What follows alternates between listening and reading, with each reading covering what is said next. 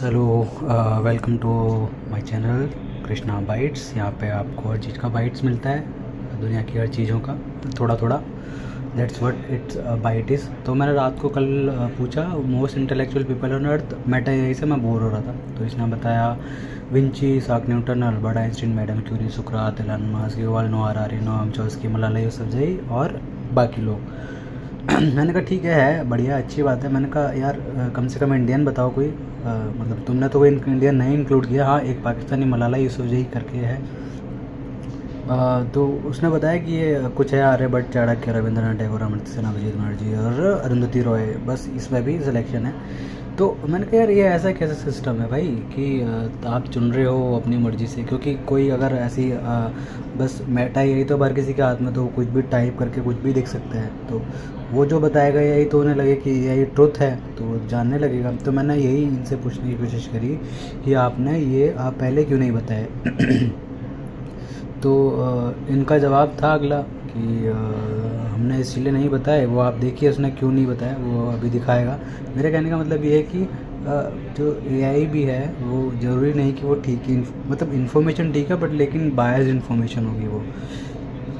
उन्होंने बताया I didn't mean mention Indian intellectual earlier because the conversation started with the broader topic. तो उन्होंने ये ब्रॉडर टॉपिक माना कि मैं अगर पूछ रहा हूँ इंटेलेक्चुअल तो इंडियन तो इंक्लूड नहीं होगा क्योंकि वो ब्रॉडर में नहीं आते। When you ask about the most intellectual people on अर्थ, तो उन्होंने जनरल लिस्ट डाली जिसमें ये लोग इंक्लूड किए गए। Later when you specified Indian, मतलब इंडियन नहीं है, ठीक है, जनरल में इंडियन नहीं आते जनरली।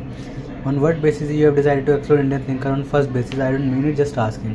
तो उसने जानबूझ के नहीं किया है क्योंकि उनको रिस्पॉन्स उनके जनरेटेड होते हैं जो कि एक पैटर्न, एक कॉन्टेक्स्ट होता है। उनके 3 पॉसिबल रीज़न है, ट्रेनिंग डाटा, कॉन्टेक्स्ट और बायस।